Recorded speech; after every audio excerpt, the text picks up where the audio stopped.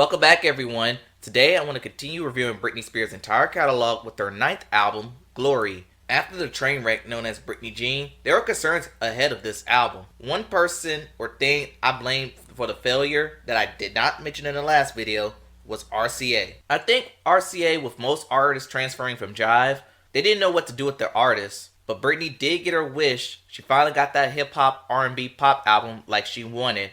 Let's see what this album has in store. Before we begin, if you want to see music bios or more good videos like this, hit the subscribe button. Also, I've started a Patreon account. On here you get more copyrighted material and they'll be uploaded 48 hours prior to YouTube. If you want to support or visit, link is in the description.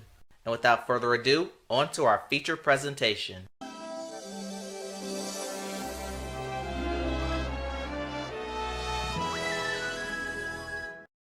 Before we start this album review, let's talk about a bonus song that wasn't on the album but closely linked to the era. I'm not sure if this was supposed to be on this album or an unrelated album, and I'm glad that this wasn't on it because this is not good. I think the biggest problems with the song is that it's more of an Iggy Azalea song. She's easily the best part of it, and that's not saying much. Although Iggy shouting out Baby One More Time was clever, I feel like the song comes off very bratty, and I can't see myself fancying this much. Now onto the real album. With a song like Invitation, this sounds like a proper album opener, a proper invitation to glory, or to a partner, or to the listener. However, Britney's performance isn't that great as she opts to sing in her upper register and it comes off very breathy, and I don't even know if Britney's convinced in her performance. All in all, the concept of this song is good, I just don't think it was executed to her strengths. That's all. For Do You Wanna Come Over, it's not that bad. I do like the production quite a bit, although the bass may be the weak part. The song has a party vibe to it, and I would call it a club song, and the content is nothing more of a hookup jam. All in all, solid song. I don't have any major issues with this. The lead-off single, the song is solid if anything, but once again the content is a sexual desire song, with the production being passable at best. I think the perfect word to describe this song is lust. I think the biggest problem here for me is the chorus. I just don't think it's that strong as it should have been. It's not a bad song, but again, not as good as it should be. Britney used Private Show to promote her latest fragrance at the time, and this song does not sound good at all. Britney vocals are all over the place, and she sounds like she has like water in her mouth or something. Even if the production have some promise, Britney ruined this by her terrible vocal performance, and I never want to hear this song again. This song is described as a fan favorite by many, and I kinda get why. This is a well produced song. Britney gives a solid performance vocally too, and she's practicing patience while she's waiting for her knight in shining armor, or Man on the Moon in this case. Could this be a reference to Oops, I Did It Again, where she encounters her astronaut?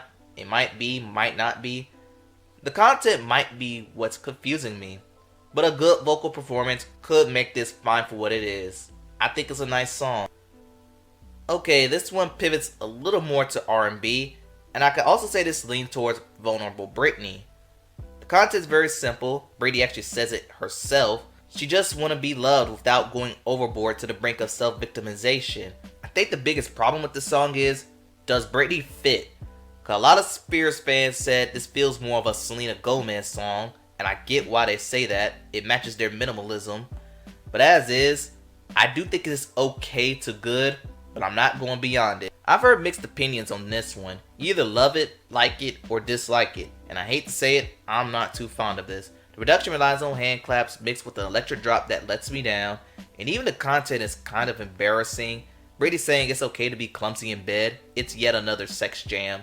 And her vocal performance wasn't that strong either. Someone said, give this to Christina Aguilera circa 2006. The song will be better than what it was. And I agree with them, because this song is clumsy indeed. Slumber Party might be my favorite song on the album, because I had a lot of fun with this. But why did this song work for me?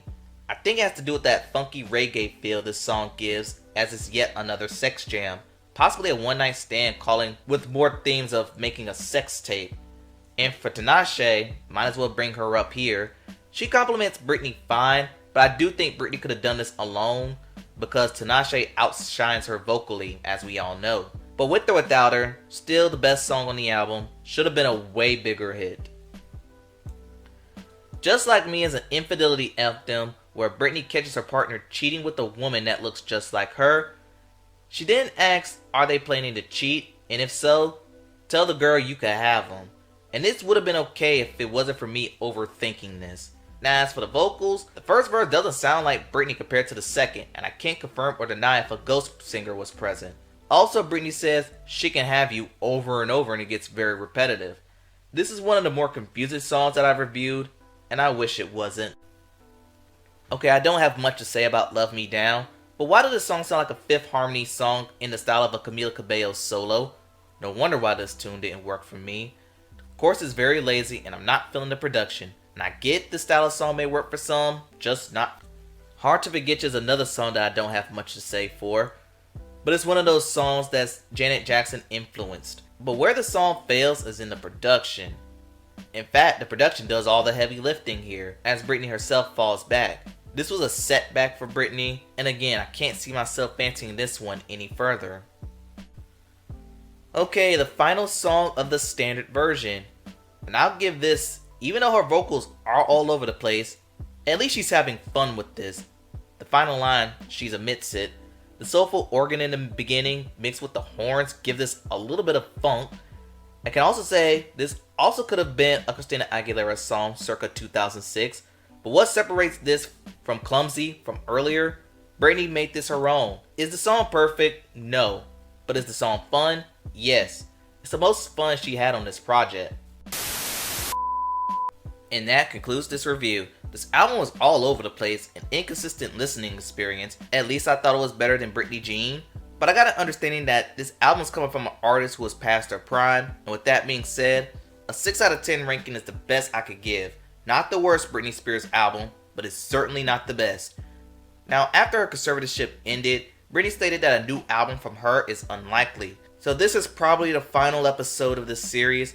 However, if she chooses to record another album, I'll be here. And that concludes the Glory review. Tell me what you think in the comments below. Please like, comment, and subscribe to the channel. Thanks for watching, and I'll see you next time.